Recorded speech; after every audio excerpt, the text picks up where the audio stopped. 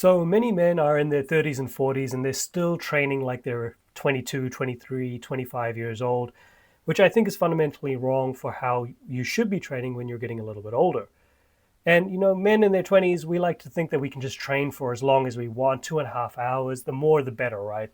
You see guys, they're trying to brute force their way through their health, and they'll spend 2 hours in the gym, they get sore, they get tired, and then they just quit. And the reality is that's not the optimal way that they should be training. Training is normally quite fun, it's quite spontaneous, and they don't tend to get very injured, which is quite nice. However, most of us, we're not in our 20s anymore. I myself am into my 30s, and if you're watching this, chances are you're also in your 30s and 40s. And so we need to rethink the way that we handle this thing that we still want to do, but do it in a way that's a little safer for us as we get a bit older. And so men in our 30s, I want to show you how to maximize your training. We're most of our time working about effort and all about trying to get the most that we can out of our 45 minutes in the gym. You heard that correctly. We're trying to make the most that we can out of 45 minutes in the gym. We're not going to be doing these extended 2-hour sessions. We aren't doing less work. We're just doing the right kind of work in the right places. We're going to be working harder in the right places, which is going to be beneficial for us. And I'm going to show you how to do this so that you can win every single time without putting your body at risk. We are going to maximize our time by focusing on these explosive 45-minute sessions. And as I said before, we're going to be maximizing our work. We're going to be focusing on these explosive 45-minute sessions. We're not going to be doing too much more than that. We're not going to try to extend our training. It's not about doing less work. It's about doing the right kind of work in the right places. And as one of my commanders told me when I was in the Army, when you fail to plan, you plan to fail. So it tells you about being deliberate in how you do everything and how you execute in order to get the best results. And so why should you listen to me? Well, my name is Kash. I'm a former infantry soldier and personal trainer, and I have almost 10 years of training, almost exclusively training men in weight loss. And I want to talk to you about 3 key fundamentals about how we can multiply your efforts in order to give you a better overall training experience without jeopardizing your body too much. And my hope is that you're going to be able to get a free action plan out of this, something that you can implement into your life. I'm all about taking action. So if there's something that you can learn from today, and hopefully a few pointers will point you in the right direction, then you can implement it into your life and start seeing some immediate benefit. And so my goal, like I said, is to help you to approach training in a better way, as opposed to just the slug it out, the brute force mentality. Hopefully, we can get you to moving in the right direction without jeopardizing your health and your body, and we're going to implement an action for positive change. And so most of you will have heard of this idea of the 80-20 rule of training. In business, you may have heard of this as the Pareto principle or the Pareto distribution.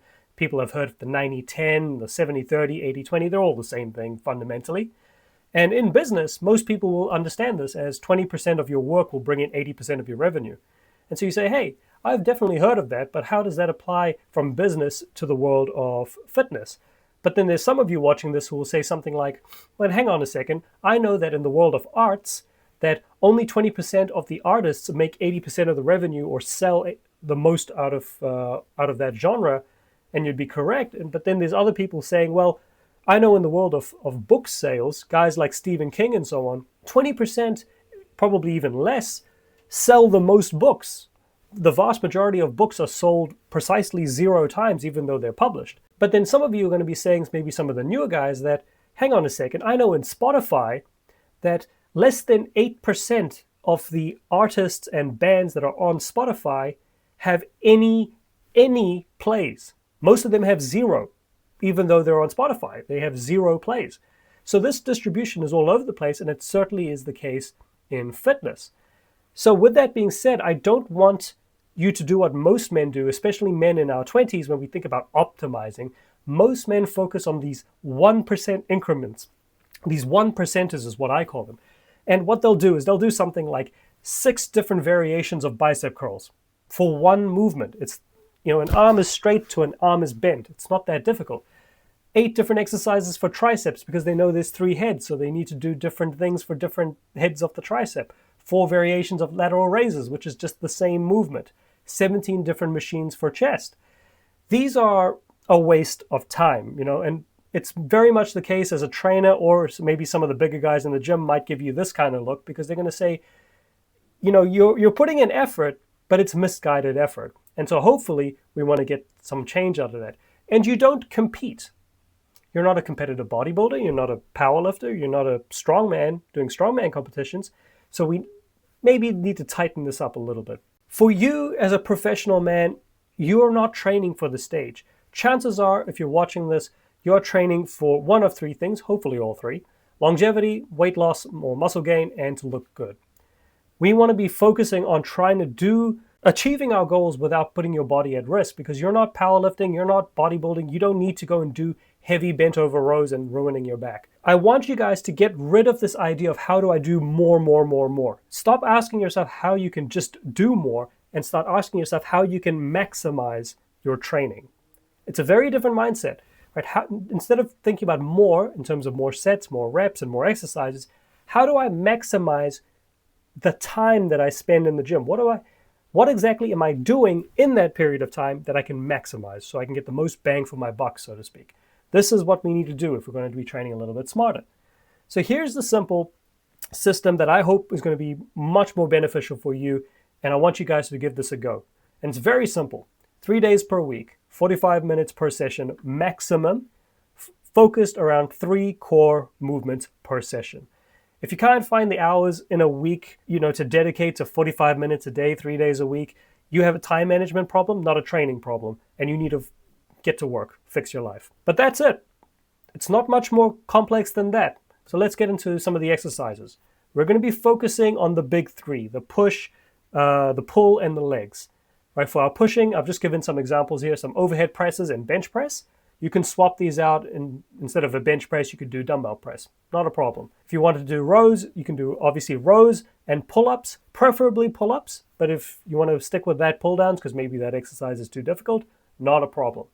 And for legs, we're going to be focusing on the squats, the king of all exercises. The thing I want to make very clear is that intensity is everything. We're not sitting here, worrying about, how can I be all tricky and sneaky and finicky about this? It's not about being elegant, right? 5 sets of ego stroking, I'm putting in work isn't going to do anything for the body. We need to force adaptation through forcing the body through something very, very difficult.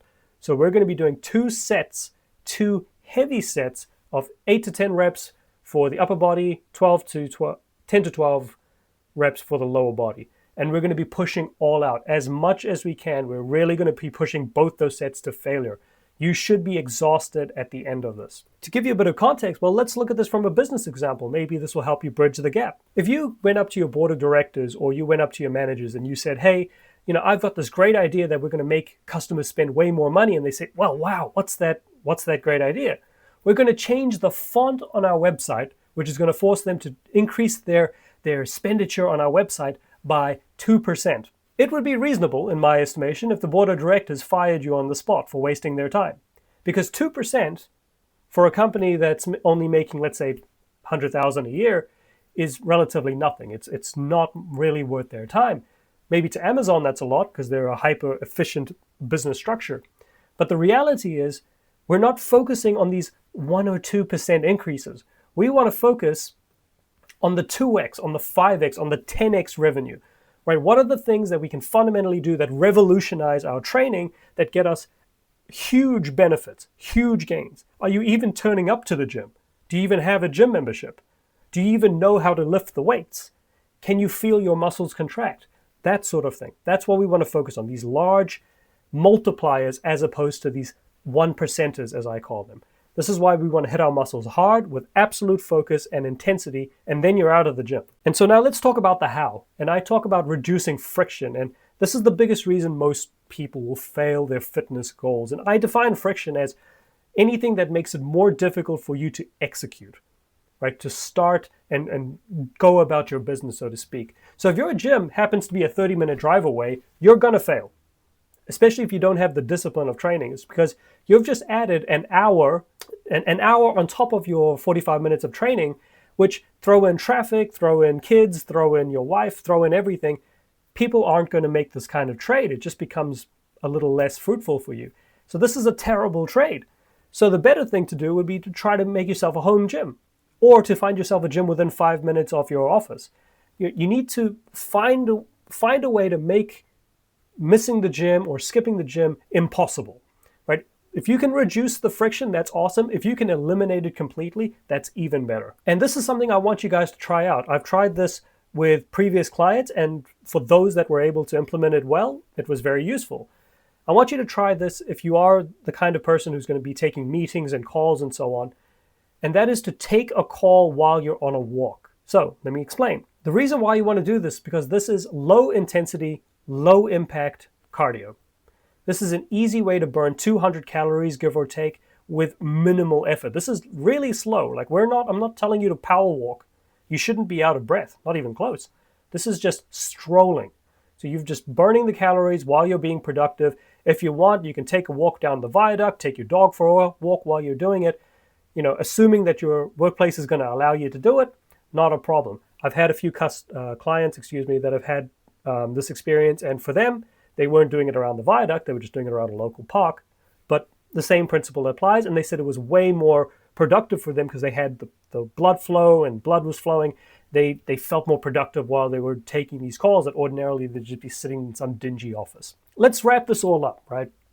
So again, I keep making these parallel between business and fitness because most people understand business, but they kind of fail to understand the fitness side. So hopefully this is helping you out. But in business, when a deal goes bad, you don't just close the business. You shift and you pivot in a new direction. This is what I want you to think about when it comes to training. Most of the time, men, if we're not perfect in the gym, if we can't get a perfect 45 minutes, we can't get exactly the machines we want, exactly the cardio machine we want, if we can't follow our favorite bodybuilders or our favorite powerlifter exactly as they told us to, then we just give up. We say we've screwed for the day. There's no point trying, and we'll try again tomorrow. You get discouraged and then you'll just give up. I don't want you guys to do this. I want you guys to implement this thing as well, right? So you have the walk, right? A way to get out and about while you're taking the calls. Here's something else I want you guys to try. I call it the 10-minute minimum. No matter what happens in your day, if you can't make the gym, do something for 10 minutes. Anything. This is my free piece of advice for you, and this is actually going to revolutionize your life if going to a gym is actually quite difficult for you. So, for example, 10 minutes of burpees. Most of you haven't done burpees since high school, and it sucks. I know. Our PDI in the Army used to make us do burpees as punishment. Do 10 minutes of push-ups. 10 minutes of push-ups is more than enough for quite a lot of stimulation through your chest and shoulders. Right? You'll be burnt out of it.